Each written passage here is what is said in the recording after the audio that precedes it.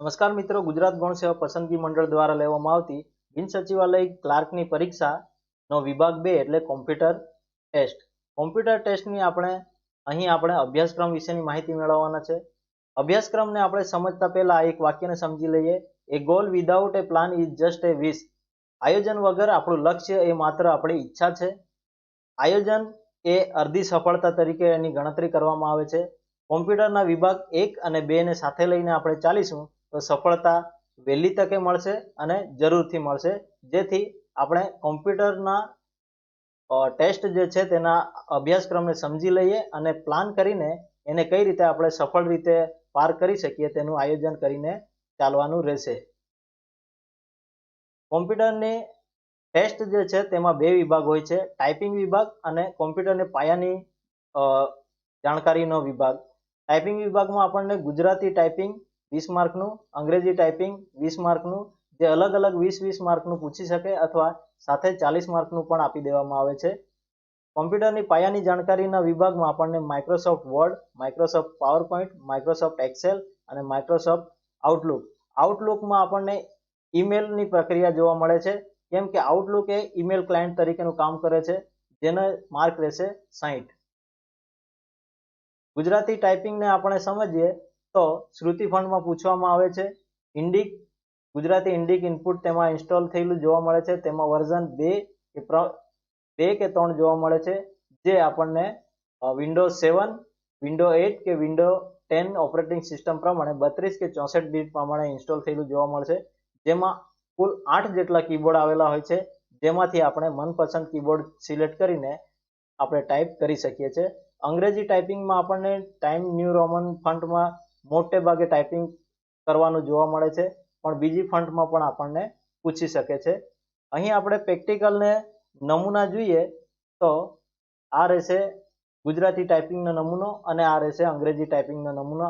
આવી રીતે કોઈ પણ આપણને નમૂના આપી દેવામાં આવશે, જેમાં સ્ટોરી રૂપે પણ આપી શકે, પરંતુ એની અંદર અમુક શબ્દ એવા હશે જે ચેન્જ કરી દેવામાં આવશે. અહીં આપણને ગાંધીજીના જીવન વિશેની વાત કરવામાં આવી છે, જેનો જન્મ અમદાવાદમાં ઉલ્લેખ કરવામાં આવે છે, જેમની માતાનું નામ જાનકીબેન બતાવવામાં આવ્યું છે.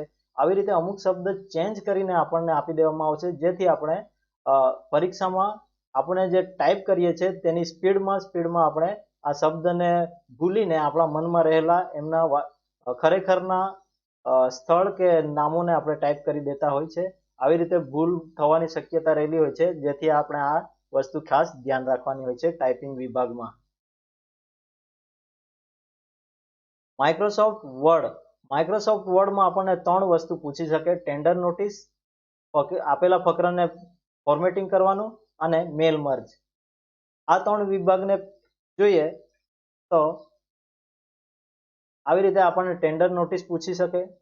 જે માટે આ ટેન્ડર નોટિસ જે લખ્યું છે તે બોલ્ડમાં દર્શાવ્યું છે, અંડરલાઇન છે, સેન્ટ્રલ એલાઇનમેન્ટ છે.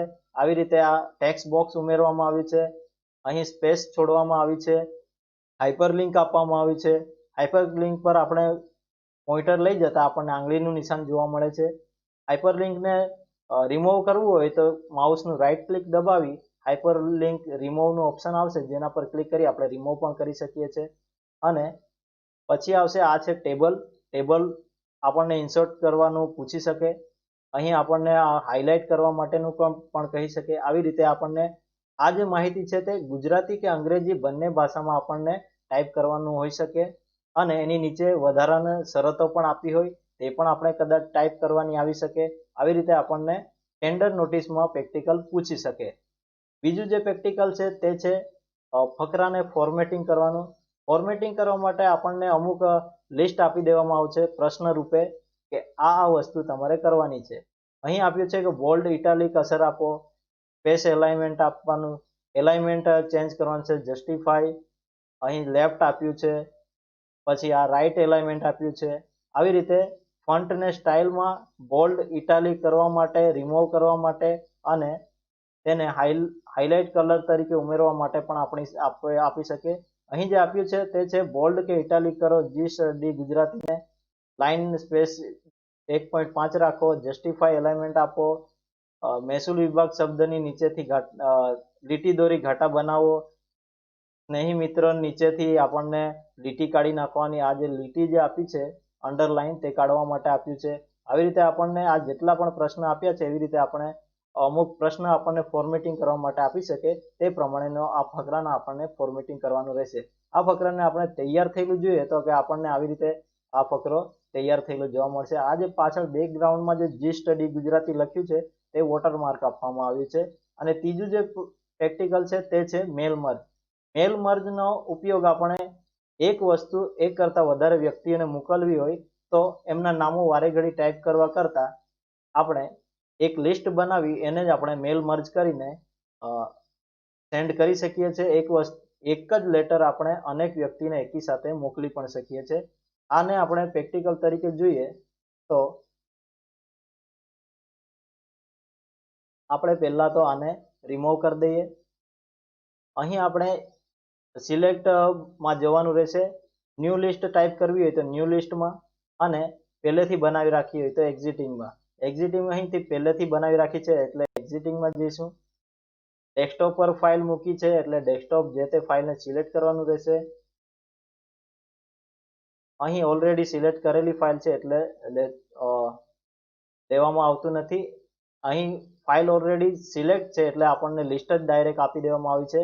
નેમ છે અને એડ્રેસ, આ બે નેમ ને એડ્રેસ પહેલેથી આપણને અહીં આપણે જોઈ લઈશું કઈ રીતેનું લિસ્ટ આપ્યું છે. આપણને ઓલરેડી અહીં લિસ્ટ બનાવેલું છે એટલે કોમ્પ્યુટર આપણને નવી પરવાનગી આપતું નથી. આ જે લિસ્ટ છે તેમાં આપણને ટીક માર્ક કાઢી નાખીએ તો આપણને યાદીમાં આવશે નહીં. અને આવી રીતે આ લિસ્ટ જે બન્યું છે તેને એડ કરવું હોય અહીં એરા પર ઇન્સર્ટમાં જઈ નેમ એડ કરવું છે તો આ નેમ આવી જશે. પ્રિવ્યુ આપણે બંધ રાખીશું જેથી આપણને નેમ જોવા મળશે. એની નીચે મારે લેવું છે એડ્રેસ, નેમ અને એડ્રેસ આ બે વસ્તુ મૂકવી છે. હવે આપણે જોવી હોય તો પ્રિવ્યુ જઈશું તો આપણને અહીં નામ જોવા મળશે.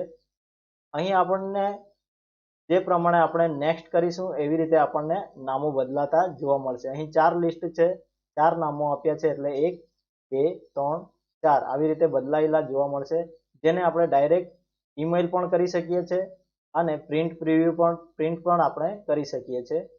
આવી રીતે આપણે મેલ મર્જ કરી શકીએ અને એકી સાથે આપણે અનેક વ્યક્તિને લિસ્ટ જેટલી આપી હોય એટલાને આ લેટર મોકલી શકીએ. આગળ વધીએ તો પાવરપોઈન્ટ. માઇક્રોસોફ્ટ પાવરપોઈન્ટમાં આપણને 3 થી 4 સ્લાઇડો બનાવવાની પૂછી શકે. સ્લાઇડો આપણને કેટલા પ્રકારની જોવા મળે છે તો જોઈએ તો ન્યૂ સ્લાઇડમાં જઈએ તો 9 પ્રકારની આપણને સ્લાઇડો જોવા મળશે. Title slide, title and content, section header, two content, comparison, title only, blank, content with caption, picture with caption. આ પ્રકારની આપણને સ્લાઇડો જોવા મળશે. પરીક્ષામાં જે પ્રકારની આપણને સ્લાઇડો પૂછવામાં આવી હોય એ પ્રમાણે આપણને સિલેક્ટ કરવાનું રહેશે. અહીં પહેલેથી મેં રિમૂવ કરી દઈએ તમામને. આપણે નવેસરથી લઈએ તો ટાઇટલને લઈએ, ટાઇટલ સ્લાઇડને, બીજી લઈએ ટાઇટલ એન્ડ કન્ટેન્ટને, ત્રીજી લઈએ કમ્પેરિઝનને, ચોથી લઈએ બ્લેન્કને. Title and content, title and slide. Title સ્લાઇડમાં આપણને ટાઇટલ આપવાનું રહેશે, સબ ટાઇટલ. ટાઇટલ એન્ડ કન્ટેન્ટમાં આપણે ટાઇટલ આપી એના વિશે પણ લખી શકીએ છીએ.